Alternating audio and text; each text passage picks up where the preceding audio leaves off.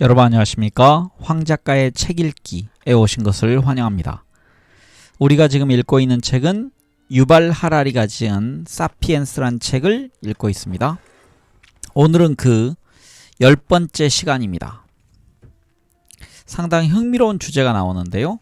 돈에 관련된 겁니다. 그래서 돈의 향기란 부분을 읽어가도록 하겠습니다.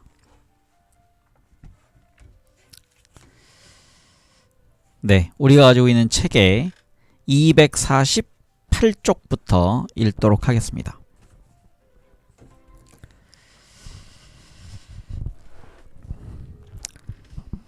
(1519년) 에르난 코르테스 일당은 당시까지 인간 세상에서 격리되어 있던 멕시코를 침략했다. 그곳에 살고 있던 아즈텍인들은 후세에 알려진 대로 이방인들이 어떤 노란 금속에 극도의 관심을 나타낸다는 사실을 금방 알아차렸다. 이방인들은 정말 끊임없이 그 이야기만 하는 것처럼 보였다. 원주민들이라고 금을 모르지 않았다. 아름답고 가공하기 쉬워서 그것을 사용해 장신구와 조각상을 만들었으며 때로 금가루를 교환의 수단으로 이용했다. 하지만 아즈텍은 뭔가를 사고 싶으면 보통은 코코아, 콩이나 피륙을 지불했다. 그래서 스페인인들이 금에 집착하는 이유가 도무지 이해되지 않았다. 먹을 수도 마실 수도 없고 천을 짤 수도 없으며 너무 물러서 도구나 무기를 만들 수도 없는 금속이 왜 그렇게 중요할까? 스페인 사람들이 금에 열광하는 이유가 뭐냐고 원주민들이 묻자 코르테스는 이렇게 대답했다. 나와 내 동료들은 금으로만 나을 수 있는 마음의 병을 앓고 있기 때문이다. 스페인 사람들이 떠나온 아프로 아시아 세계에는 금에 대한 집착이 만연해 있었다. 서로 원수인 사람들도 이 쓸모없는 누런 금속을 갈구하는 데는 한 마음이었다. 멕시코를 정복하기 3세기 전 코르테스의 조상들과 그 군대는 이베리아 반도와 북아프리카에 있던 무슬림 왕국들과 피비린내 나는 종교 전쟁을 벌였다. 그리스도 신자들과 알라의 신자들은 상대방을 수천 명씩 죽이고 들판과 과수원을 황폐하게 만들고 번영한 도시를 연기나는 폐허로 만들었다. 모두가 그리스도나 알라의 영광을 더 크게 만들기 위한 일이었다. 점차 우세를 차지한 기독교인들은 승리를 축하하기 위해 모스크를 부수고 교회를 지었을 뿐 아니라 새로운 금화와 은화를 발행하여 십자가와 함께 이교도들과의 싸움을 하느님이 도와주셔서 감사한다는 내용을 새겼다. 하지만 승리자들은 새로운 화폐와 함께 또 다른 종류의 주화도 찍어냈는데 밀라레스라는 이 주화에는 좀 다른 메시지가 담겨 있었다. 기독교인 정복자들이 찍어낸 사각형 주화에는 유려한 아라비아 문자로 다음과 같은 선언이 새겨져 있었다. 알라 외에 다른 신은 없으며 무함마드는 알라의 사자다.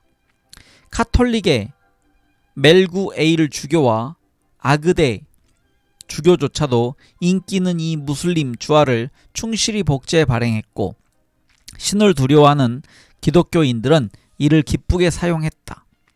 관용은 언덕 너머에서도 넘쳐 흘렀다. 북아프리카의 무슬림 상인들은 피렌체의 플로린 금화, 베네치아의 두카트 금화, 나폴리의 기글리 아토 은화 같은 기독교 주화를 이용해 사업을 했다. 이교도인 기독교인들을 상대로 성전을 벌였던 무슬림 통치자들조차 경배의 표시로 예수와 성모 마리아를 새겨넣은 주화로 세금을 받았다. 다음 소제목은 가격이 얼마인가요? 라는 소제목입니다. 수렵 채집인들에게는 돈이 필요 없었다. 각각의 무리는 고기, 약품, 샌들에서 주술까지 필요한 모든 것을 직접 사냥하고 채집하고 만들었다. 무리의 구성원들이 각기 다른 업무에 전문화되었을 수도 있지만 이들은 호의와 의무의 경제를 통해 재화와 용역을 나누었다. 공짜로 건네주는 고기 한 덩어리에는 호혜성이라는 전제, 이를테면 공짜로 의료 지원이 포함되어 있었다. 다시 읽겠습니다. 공짜로 건네주는 고기 한 덩어리에는 호혜성이라는 전제, 이를테면 공짜 의료 지원이 포함되어 있었다. 무리는 경제적으로 독립되어 있었다. 다만 현지에 없는 희귀 물품인 조가비, 염료, 흑요석 등은 이방인에게서 구해야 했다. 통상 이것은 아름다운 조가비를 당신에게 줄 테니 우리에게 품질 좋은 부싯돌을 주시오 하는 단순한 물물 교환으로 가능했다. 농업혁명이 시작되었어도 이런 방식은 거의 달라지지 않았다. 대부분의 사람들은 작고 친밀한 공동체에서 계속 살았다. 각각의 마을은 수렵 채집인 무리와 비슷하게 자급자족하는 경제단이었다. 주로 호혜와 음으로 유지되고 간혹 외부인과 물물 교환하는 방식이었다. 어쩌면 한 주민은 신발을 만드는 재주가 뛰어났을 테고 다른 주민은 아픈 사람을 치료하는 재주가 있었을 테니 마을 사람들은 신발이 없거나 병에 걸렸을 때 누구를 찾아가야 하는지 알고 있었다. 하지만 마을이 작고 경제도 제한적이었기 때문에 전업재화공이나 전업의사는 있을 수 없었다. 도시와 왕국이 등장하고 수송 하부구조가 개선되자 전문화라는 새로운 기회가 생겼다. 인구 밀도가 높은 도시는 재화공과 의사뿐 아니라 목수, 사제, 군인, 법률가를 풀타임으로 고용했다. 어떤 마을이 정말로 품질 좋은 와인, 올리브 오일, 도자기를 만드는 것으로 명성을 얻었다면 그 마을은 거의 전적으로 해당 상품만을 생산하고 필요한 다른 상품은 다른 정착지의 사람과 교육을 통해 얻는 것이 낫다는 사실을 알아차렸다. 이것은 아주 합당한 일이었다. 기후와 토양은 다 다른 법인데 토양과 기후가 포도 재배에 훨씬 더 적합한 곳에서 만든 부드러운 와인을 다양하게 살 수 있다면 어째서 자신의 뒤뜰에서 만든 그저 그런 와인을 마셔야 한단 말인가. 만일 자기 집 뒤뜰의 진흙으로 좀 더 찰지고 예쁜 단지를 만들 수 있다면 다른 것과 교환할 수 있다. 의사나 법률가는 물론이고 전업 포도주 양조업자나 옹기장인은 각자 자신의 전문성을 갈고 닦아 모두에게 이득을 줄 수 있다. 하지만 전문화는 문제를 하나 일으켰다. 전문가 사이의 물품 교환을 어떻게 관리할 것인가. 수많은 낯선 사람들이 협력하려 할 때는 호의와 의무의 경제가 제대로 기능하지 않는다. 여동생이나 이웃사람에게 무료로 도움을 주는 것과 내게 결단코 답례하지 않을지도 모르는 낯선 사람을 돌봐주는 것은 전혀 다르다.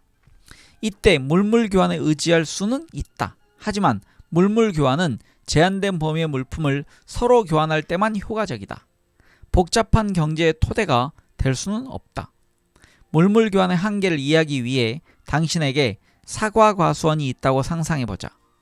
언덕에 있는 그 과수원은 지방 전체에서 가장 아삭아삭하고 달콤한 사과를 생산한다. 당신은 이곳에서 신발이 닳도록 열심히 일한다. 그러다 이제 당신은 나귀에 수레를 매달고 장이 서는 강변의 읍으로 향한다. 이웃 사람들에게 들은 바로는 읍의 남쪽 끝에는 제화공은 무려 5계절이나 신을 수 있는 튼튼한 장화를 만든다고 했다. 당신은 제화공의 가게를 찾아가서 약간의 사과를 내놓고 당신이 필요하는 신발을 달라고 한다. 제화공은 망설인다. 사과를 얼마나 달라고 해야 할까? 그에게는 매일 수십 명의 고객이 찾아온다. 그중 몇몇은 사과 자루를 가져오고 몇몇은 밀, 염소, 피륙을 가져오는데 품질은 다 다르다. 또 다른 사람들은 왕에게 탄원서를 내는 전문성이나 요통을 고치는 전문성을 제공하겠다고 한다. 제화공이 마지막으로 사과와 신발을 교환하는 것은 3개월 전이다. 그때는 사과 3자루를 받았다. 아니 4자루였던가? 하지만 생각해보니 지난번 사과는 신맛이 나는 계곡산이었고 이번 것은 언덕에서 생산된 최고의 품질이다. 한편 저번에 받은 사과는 작은 여성용 신발과 바꾸었는데 이 고객은 남성용 장화를 요구하고 있다. 게다가 최근 몇 주 동안 전염병이 돌아 읍 주변의 양떼가 10마리당 1마리꼴로 죽었기 때문에 가죽이 귀해지기 시작했다. 무두장이들은 전과 같은 양의 가죽에 대해 예전보다 2배의 구두를 요구하기 시작했다. 이런 점도 고려해야 하지 않을까? 물물 교환 경제에서 재화공과 사과 과수원 주인은 수십 종 재화의 상대 가격을 매일매일 새로 알아야 한다. 만일 100종의 각기 다른 상품이 시장에서 거래된다면 구매자와 판매자는 4,950가지 서로 다른 교환율을 알아야 할 것이다. 만일 거래된 상품이 1,000종이라면 49만 9,500가지가 서로 다른 교환율을 고개하듯 다뤄야 할 것이다. 그걸 어떻게 다 안단 말인가? 문제는 그뿐만이 아니다. 사과 몇 개가 구두 한 켤레와 맞먹는지를 어찌어찌 계산한다 해도 물물 교환이 늘 가능한 것은 아니다. 무엇보다 거래가 이루어지려면 쌍방이 상대가 원하는 것을 가지고 있어야 한다. 재화공이 사과를 좋아하지 않으면 어쩔 것인가? 그 순간에 그가 정말 원하는 것이 이혼이라면 어쩔 것인가? 물론 농부가 사과를 좋아하는 법률가를 찾아내서 삼각거래를 주선할 수도 있다. 하지만 만일 그 법률가가 사과에는 물렸으며 꼭 필요한 것은 이발이라고 한다면 어쩌겠는가? 일부 사회에서는 중앙집중적 물물교환 시스템을 만들어서 이 문제를 해결하고자 했다. 전문 지배자와 제작자에게서 물품을 다 받아둔 뒤 그것을 필요로 하는 사람들에게 분배하는 것이다. 이런 실험을 가장 규모가 크고 이런 실험 중 가장 규모가 크고 유명한 것은 옛 소련에서 시행되었지만 비참한 실패로 끝나고 말았다. 원래 능력에 따라 일하고 필요에 따라 받는다던 것이 현실에서는 문제가 되지 않는 범위 내에서 최소한으로 일하고 가능한 한 최대로 받아낸다로 바뀌었다. 이보다 온건하고 성공적인 실험이 이루어진 경우도 있었다. 예컨대 잉카 제국이 그랬다. 하지만 대부분의 사회는 많은 수의 전문가를 연결시키는 좀 더 쉬운 방법을 찾아냈다. 돈을 개발한 것이다. 다음 소제목은 조가비와 담배라고 되어져 있습니다. 조가비와 담배, 화폐는 여러 곳에서 여러 차례 만들어졌다. 화폐가 발달한 데는 기술적인 돌파구가 필요하지 않았다. 이것은 순수한 정신적 혁명이었다. 여기에 얽혀있는 것은 사람들이 공유하는 상상 속에서만 존재하는 새로운 상호 주관적 실체였다. 화폐는 주화와 지폐가 아니다. 화폐는 재화와 용역의 가치를 체계적으로 표현할 수 있게끔 사람들이 기꺼이 사용하려고 하는 모든 것을 말한다. 그 목적은 재화와 용역을 교환하는 데 있다. 돈이 있으면 각기 다른 물품, 즉 사과, 신발, 이온의 가치를 쉽고 빠르게 비교할 수 있고 하나를 다른 것과 쉽게 교환할 수 있으며 부를 편리하게 쌓아둘 수 있다. 화폐 유형은 매우 다양하다. 가장 친숙한 것이 주화, 즉 무언가가 새겨진 표준화된 금속 조각이다.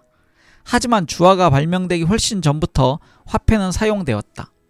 금속이 아닌 다른 물건을 사용해서 번영한 문화는 많았다.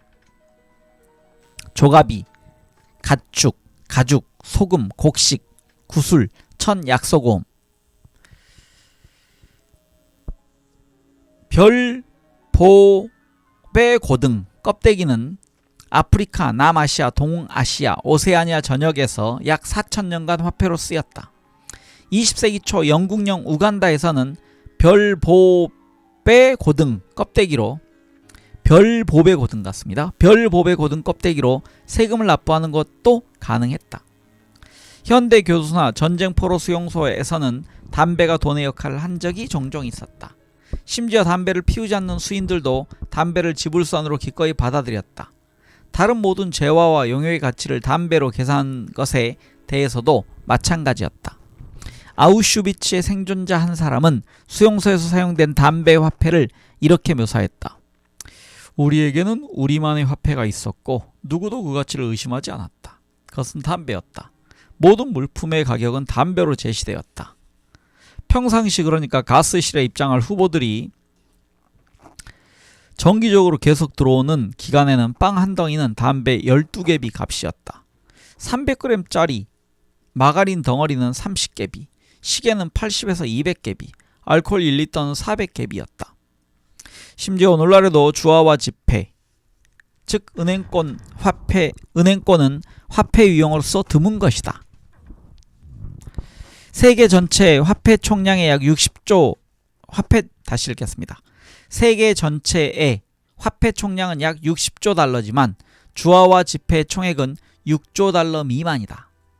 돈의 90% 이상, 우리 계좌에 나타나는 50조 달러 이상의 액수는 컴퓨터 서버에만 존재한다. 위에 지금 그림이 좀 있는데요. 그림을 좀 보도록 하겠습니다. 여기 지금 여러분들 보이나 모르겠는데요. 맨 위에 왼쪽 그림이 가치입니다. 그 다음에 저장, 그 다음에 팔다, 사다, 그 다음에 부자, 보물, 무역, 상, 상을 주다 할 때 상입니다. 물물 교환, 지불 요구. 밑에 설명을 좀 보겠습니다. 고대 중국 문자에서 별, 보배, 고둥, 껍데기, 기호,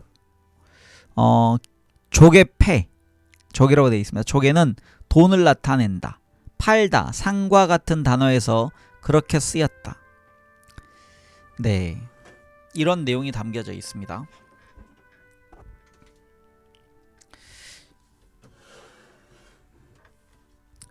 자, 이어가겠습니다. 어떤 내용까지였냐면 우리가 지금 거래하는 돈의 90%는 컴퓨터 서버에만 존재한다까지 읽었습니다. 그에 따라 대부분의 상거래는 하나의 컴퓨터 파일에 들어있는 전자 데이터를 다른 파일로 옮기는 방식으로 이루어지지 실제 돈을 주고받지는 않는다. 가령 집을 살 때 가방에 가득 찬 지폐로 지불하는 것은 범죄자밖에 없다. 사람들이 전자 데이터를 받는 대가로 재화와 용역을 기꺼이 거래하려 하는 한 그것은 반짝이는 주화나 빳빳한 지폐보다 낫다. 가볍고 부피가 더 작고 기록하기도 더 쉽다. 복잡한 상업 체계가 제대로 기능하려면 모종의 화폐가 반드시 있어야 한다. 화폐 경제 하에 재화공은 다양한 종류의 구두에 매겨지는 가격만 알면 족하지 신발과 사과, 신발과 염소 교환율을 암기할 필요가 없다. 사과재배 전문가도 돈만 있으면 사과를 좋아하는 재화공을 찾을 필요가 없는데 돈은 모든 사람이 원하기 때문이다. 이것은 아마도 돈의 가장 기본적 속성일 것이다. 사람들이 항상 돈을 원하는 것은 다른 사람들 역시 항상 돈을 원하기 때문이고 그것은 곧 당신이 원하거나 필요하는 모든 것과 돈을 교환할 수 있다는 말이다. 재화공은 당신에게서 돈을 받으면 언제나 만족할 텐데 그가 실제로 원하는 것이 사과든 염소든 이온이든 무엇이든 돈을 주고 그것을 얻을 수 있기 때문이다. 그러므로 돈은 거의 모든 것을 다른 거의 모든 것으로 바꿀 수 있게 해주는 보편적인 교환 수단이다. 전역 군인이 자신의 군인 수당으로 대학 수업료를 낸다면 체력이 지력으로 바뀐 경우다. 공작이 자신의 신하들을 먹여 살리기 위해 재산을 판다면 땅이 충성심으로 바뀐 경우다. 의사가 진료비를 받아 변호사를 고용하거나 판사에게 뇌물을 준다면 건강이 재판으로 바뀐 경우다.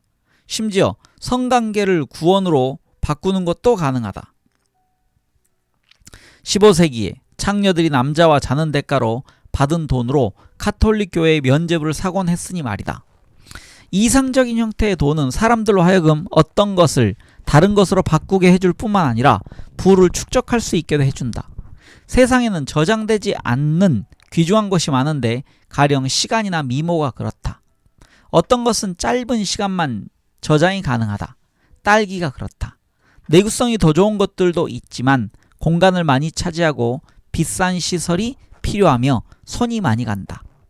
예컨대 곡물은 몇 년씩 저장할 수 있지만 그러려면 커다란 창고를 지어야 하고 쥐와 곰팡이, 물, 불, 도둑을 막을 필요가 있다. 돈은 그것이 종이든 컴퓨터 비트든 혹은 별, 보배, 고동 껍데기든 고동이 아니고 고둥이라고 돼 있네요. 제가 고둥입니다. 고둥 껍데기는 든 이런 문제를 해결해 준다.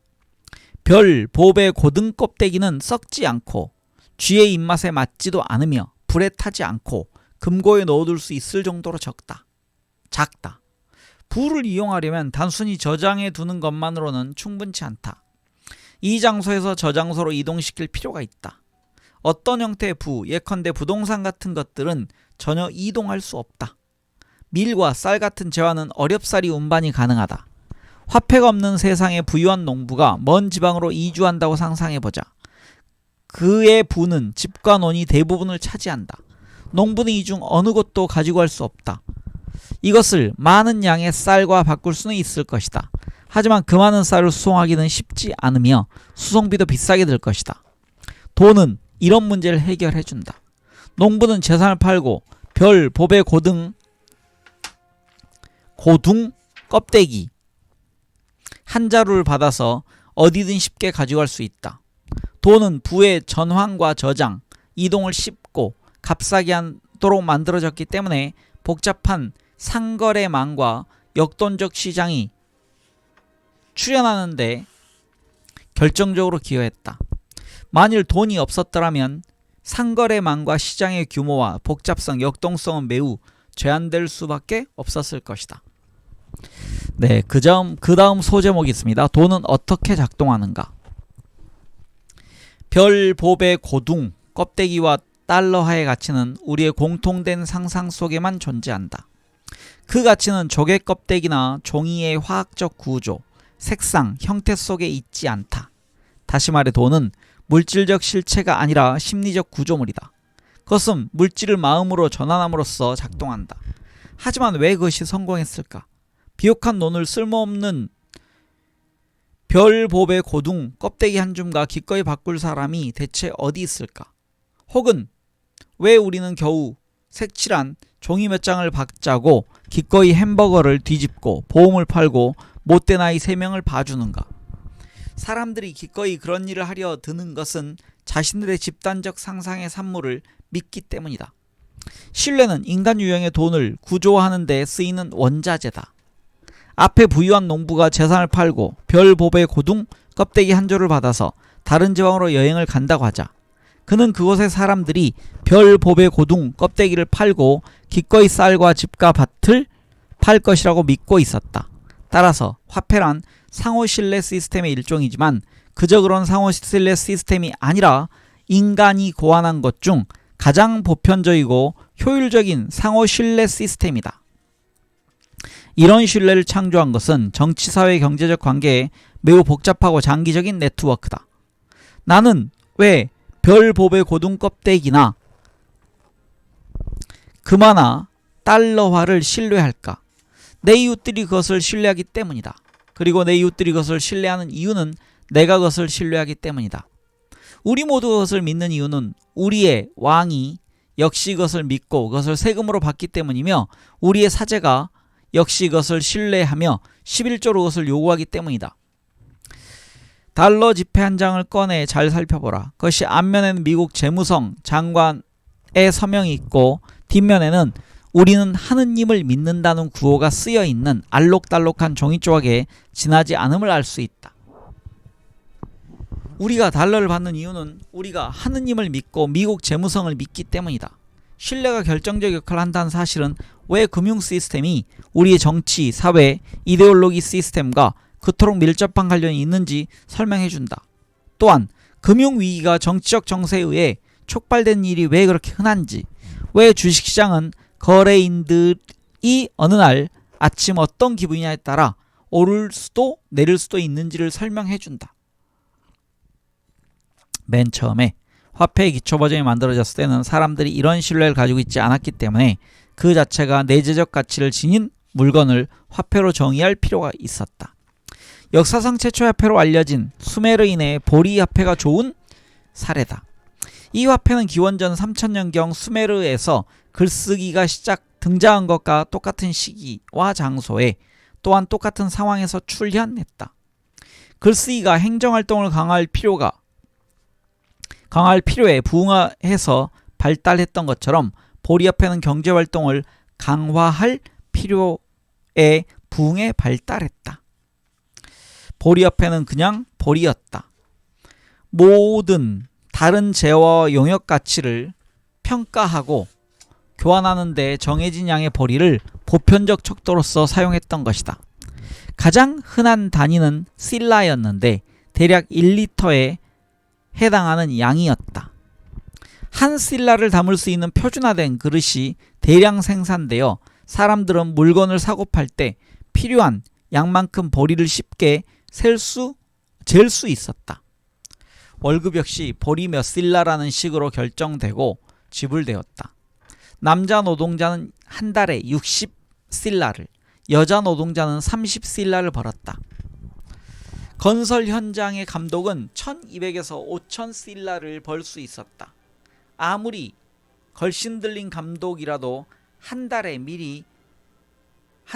보리 5000리터를 먹을 수는 없었지만 그것을 그는 먹지 않는 실라를 기름, 염소, 보리 외에 식량 등 온갖 생필품을 사는데 이용했다. 보리가 실질적으로 가치를 지닌다고 해도 이것을 그냥 하나의 생필품이 아니라 돈으로 사용하도록 사람들에게 확신을 주는 것은 쉽지 않았다. 자, 상상해보라. 만일 당신이 동네 쇼핑몰에 보리가 가득한 자루를 들고 가서 셔츠나 피자를 사려고 한다면 어떨까? 상인들은 아마도 경비를 부를 것이다. 그럼에도 불구하고 보리를 첫 번째 유형의 화폐로 받아들이고 신뢰하는 것은 어느 정도 쉬운 일이었는데, 왜냐하면 보리에는 내재된 생물학적 가치가 있기 때문이다. 즉, 사람이 이것을 먹을 수 있기 때문이었다. 한편 보리는 저장하거나 운반하기는 어려웠다. 화폐의 역사에서 진정한 돌파가 생긴 것은 그 자체로는 내재적 가치가 없는 돈, 그렇지만 저장과 운반이 쉬운 돈을 사람들이 신뢰하게 되었을 때다. 그런 화폐는 기원전 3000년에서 기원전 2000년의 중간쯤 고대 메소포타미아에서 출현했다. 은으로 된 세겔이었다. 세겔은 은화가 아니라 8.33g을 말한다. 함무라비 법전은 귀족 남성이 노예 여성을 죽인 경우 그 소유자에게 은 20세겔을 지불해야 한다고 규정했는데, 은화 20개가 아니라 은 166g을 지불해야 한다는 뜻이었다. 구약 성경에 나오는 화폐 관련 용어는 대부분 동전이 아니라 은과 관련된 것이다. 요셉의 형제들은 그를 이스마엘의 자손들에게 온 20세겔, 즉 은 166g에 팔았다. 가로 열고 노예 이상의 목숨값과 같다. 노예 여성의 목숨값과 같다. 어쨌든 그는 젊은이였으니까. 보리 신라와 달리 은 세겔은 고유한 가치를 지니고 있지 않았다. 은은 먹을 수도 마실 수도 옷을 해 입을 수도 없다. 유용한 도구를 만들기에는 너무 무르다. 은으로 만든 보습이나 칼은 알루미늄 호일로 만든 것처럼 금세 구겨져 버릴 것이다. 금이나 은에 뭔가 쓸모가 있다면 그것은 장신구나 왕관을 비롯한 신분의 상징을 만드는 재료로 역할이다. 특정 문화에 속한 사람들이 높은 사회적 지위와 동일시하는 사치품 말이다. 그 가치는 순전히 문화적이다. 정해진 무게의 귀금속은 결코 동전, 다시 읽겠습니다. 정해진 무게의 귀금속은 결국 동전, 즉 주화를 탄생시켰다. 역사상 최초의 주화는 기원전 640년경 아나톨리아 서부에 있던 리디아의 왕 알리아테스가 만들었다. 이 주화는 표준화된 무게의 금이나 은으로 만들어졌고 식별 표식이 새겨져 있었다. 표식은 두 가지를 증명했다. 첫째, 해당 주화에 귀금속이 얼마나 들어있는지를 알려주었다. 둘째, 주화를 발행하고 그 내용물을 보증한 당국이 누군지를 확인해 주었다.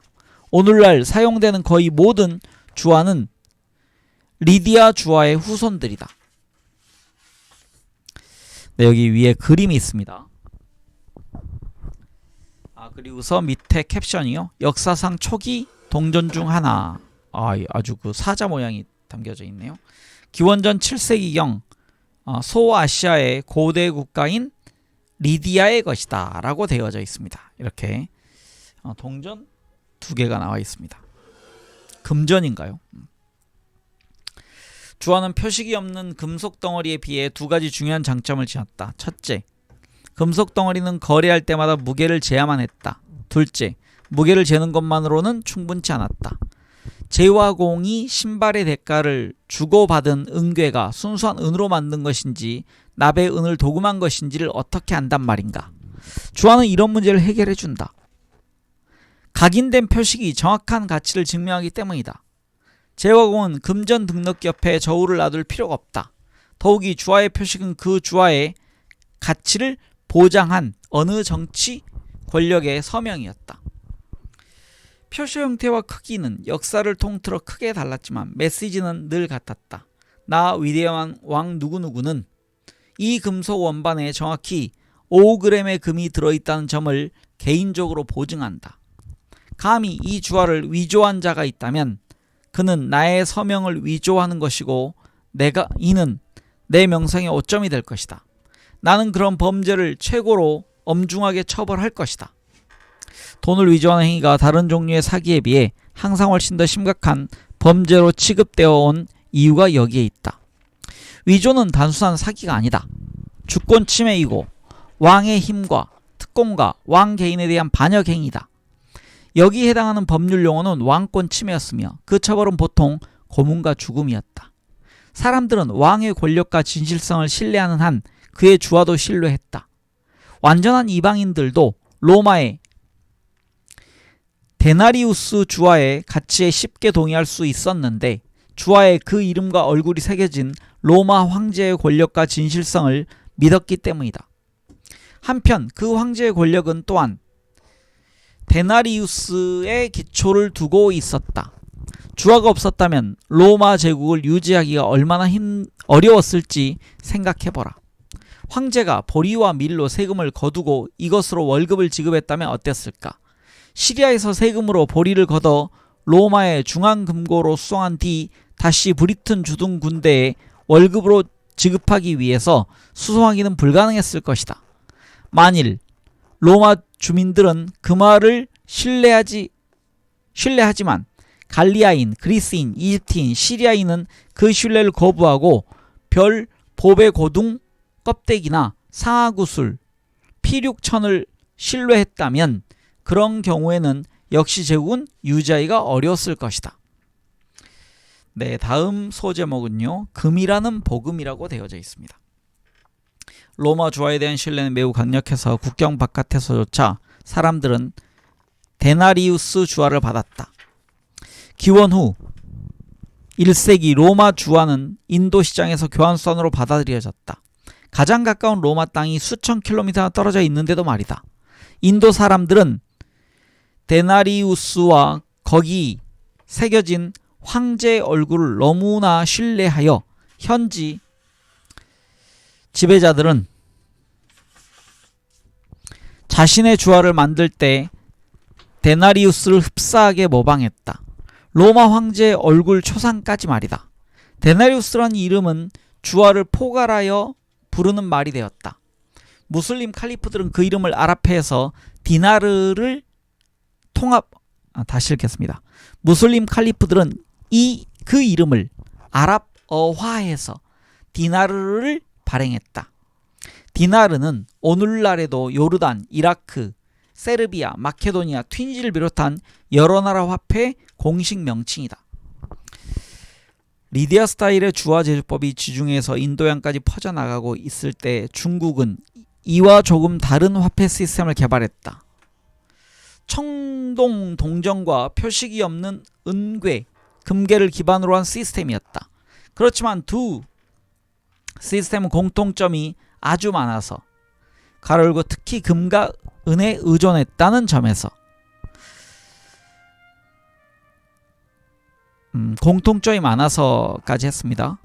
두 시스템은 공통점이 아주 많아서 중국과 리디아 사이에는 금전적, 상업적 관계가 밀접하게 구축되었다.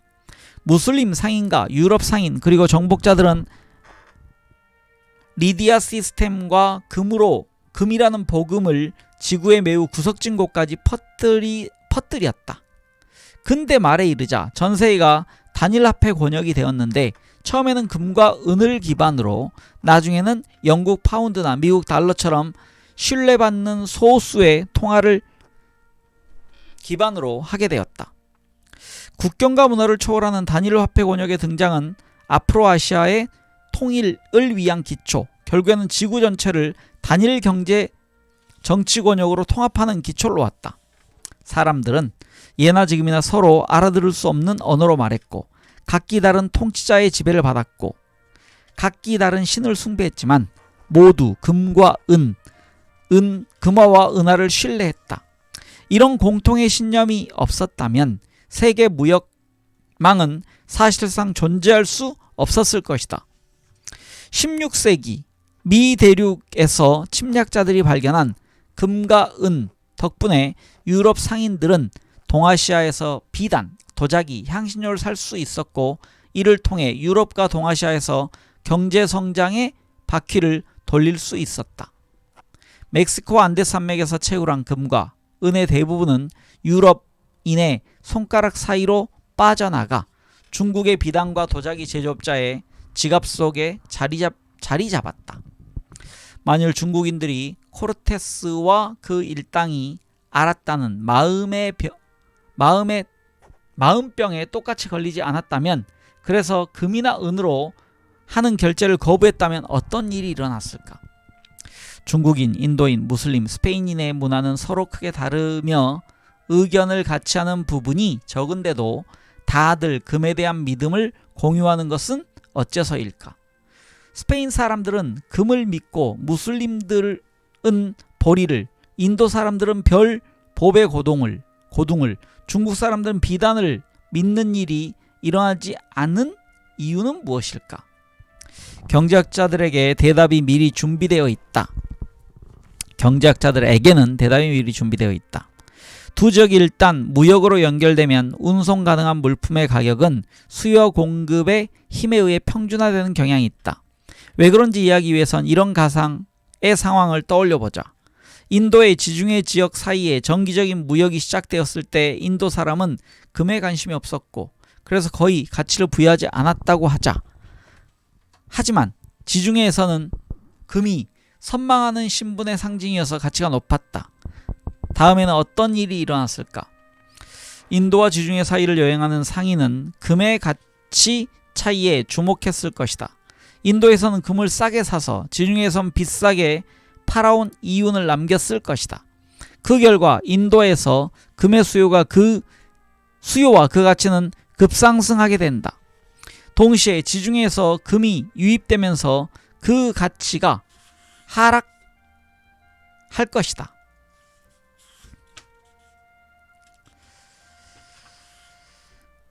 머지않아 인도와 지중해에서 금의 가치는 매우 비슷해질 것이다. 그저 지중해 사람들이 금을 신봉한다는 사실 때문에 인도 사람들도 금을 믿기 시작한다는 뜻이다. 인도 사람에게 금을 사용할 실용적인 용도가 없더라도 지중해 사람들이 이것을 원한다면 그런 사실만으로도 인도 사람들은 그 가치를 높이 평가받게 된다.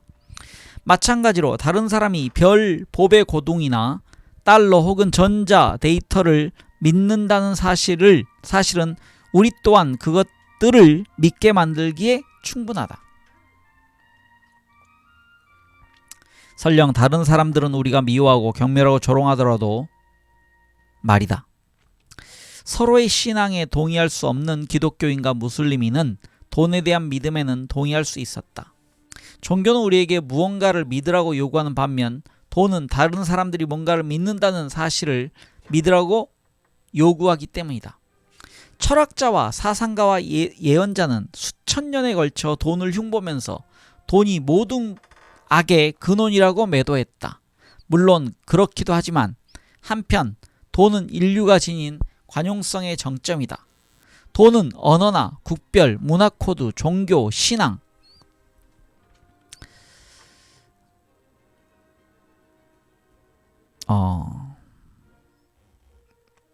사회적 간섭보다 더욱 마음이 열려 있다. 인간이 창조한 신뢰 시스템 중 유일하게 거의 모든 문화적 간극을 메울 수 있다. 종교나 사회적 성별, 인종, 연령, 성적 지향을 근거로 사람을 차별하지 않는 유일한 신뢰 시스템이기도 하다. 돈 덕분에 서로 알지도 못하고 심지어 신뢰하지도 않는 사람들이 효율적으로 협력할 수 있다. 자, 다음 소제목입니다. 돈의 대가. 돈은 두 가지 보편적 원리를 기반으로 하고 있다. 1. 보편적 전환성. 돈이 있으면 당신은 마치 연금술사처럼 돈을 충성심으로, 사법을 건강으로, 폭력을 지식으로 변환할 수 있다. 2번 보편적 신뢰. 돈을 매개로 삼으면 임의의 두 사람은 어떤 프로젝트에도 협력할 수 있다. 이런 원리 덕분에 수백만 명의 사람들이 무역과 산업에서 효과적으로 협력할 수 있었다. 하지만 해롭지 않아 보이는 이 원리에도 어두운 면이 존재한다. 모든 것이 변환 가능할 때, 그리고 신뢰의 기반이 익명의 동정과 별법의 고둥일 때, 돈은 지역 전통, 친밀한 관계, 인간의 가치를 부각시키고 이를 수요와 공급의 냉정한 법칙으로 대체한다. 인간 공동체와 가족들은 늘 명예, 충성심, 도덕, 사랑처럼 돈으로 살 수 없는 것들에 대한 믿음을 기초로 삼았다. 이런 것들은 시장 영역의 바깥에 있었으며 돈으로 사거나 팔려서는 안 되는 것들이었다. 설령 시장이 값을 잘 쳐주겠다고 하더라도 어떤 것은 그냥 해선 안 된다. 부모는 아이를 강제로 팔아서는 안 되고, 경건한 기독교인은 대죄를 범해선 안 되고, 충성스러운 기사는 영주를 배반해선 안 되며, 조상 대대로 물려받은 부족한 땅을 낯선 사람에게 팔아선 절대로 안 된다. 돈은 언제나 이런 장벽을 돌파하려고 댐의 틈새를 스며드는 물처럼 길을 써왔다. 부모는 자식 몇 명을 노예로 팔아 나머지 자식들에게 먹일 식량을 사야 하는 처지로 내몰렸다. 독실한 기독교인은 살인과 도둑질과 사기를 저질렀으며, 그렇게 돈으로 교회에서 면죄부를 샀다. 야망에 찬 기사들은 자신의 충성심을 경매에 붙여 가장 높은 값을 부르는 사람에게 팔았으며, 자신을 따르는 시중들의 충성심도 현금 지불로서 확보했다. 부족의 땅은 지구 반대편에서 온 낯선 사람에게 팔렸다. 글로벌 경제에 진입하는 티켓의 대가로서. 돈에는 이보다 어두운 면도 존재한다. 돈이 서로 모르는 사람들로 하여금 보편적인 신뢰를 쌓게 해주는 것은 사실이지만, 그런 신뢰는 인간이나 공동체 혹은 신성한 가치가 아니라 돈 그 자체, 그리고 돈을 뒷받침하는 비인간적 시스템에 투자된다. 우리는 이방인이나 이웃집 사람을 신뢰하는 게 아니라 그들이 지닌 주화를 신뢰할 뿐이다. 그들에게는 주화가 떨어지면, 다시 읽겠습니다. 그들에게서 주화가 떨어지면 우리의 신뢰도 사라진다. 돈이 공동체, 신앙, 국가라는 댐을 무너뜨리면 세상은 하나의 크고 비정한 시장이 될 위험이 있다. 그러므로 인간의 경제사는 미묘한 춤과 같다. 사람들은 이방인과의 수월한 협력을 위해서 돈에 의존하지만 그것이 인간적 가치와 친밀한 관계를 손상시킬까봐 두려워한다. 한편으로는 그토록 오랜 세월 동안 돈과 상업의 이동을 막아온 공동체라는 댐을 기꺼이 파괴하면서, 다른 한편으로는 사회와 종교와 환경이 시장의 노예가 되지 않도록 막아줄 댐을 건설한다. 요즘은 언제나 시장이 지배한다는 믿음, 왕과 사제와 공동체가 건설한 댐은 돈이라는 파도를 상대로 오래 버티지 못한다는 믿음이 널리 퍼져 있다. 사실 이것은 순진한 생각이다. 흉폭한 전사, 종교 강신도, 걱정하는 시민들은 계산적인 상인을 거듭 물리치기도 했으며 심지어 경제를 재편하기도 했다. 따라서 인류의 통합을 순수하게 경제적인 과정으로만 보아서는 결코 이해할 수 없다. 어떻게 수천 개의 고립된 문화가 세월이 가면서 점차 합쳐져서 오늘날의 지구촌을 형성했는지를 이해하려면 물론 금과 은의 역할을 고려해야 하지만 강철도 이해 못지않게 중요한 역할을 했다는 사실을 간과해서는 안 된다. 네, 이렇게 저희가 지금 10장을 읽었습니다. 다음 시간에는 제국의 비전이라는 제목을 가지고 있는 11장을 읽도록 하겠습니다. 네, 10장에서 우리는 돈에 관련돼서 살펴봤습니다. 네, 함께 책 읽어주신 많은 분들 감사드립니다. 편하고 행복한 하루 보내십시오. 저는 내일 뵙도록 하겠습니다. 감사합니다.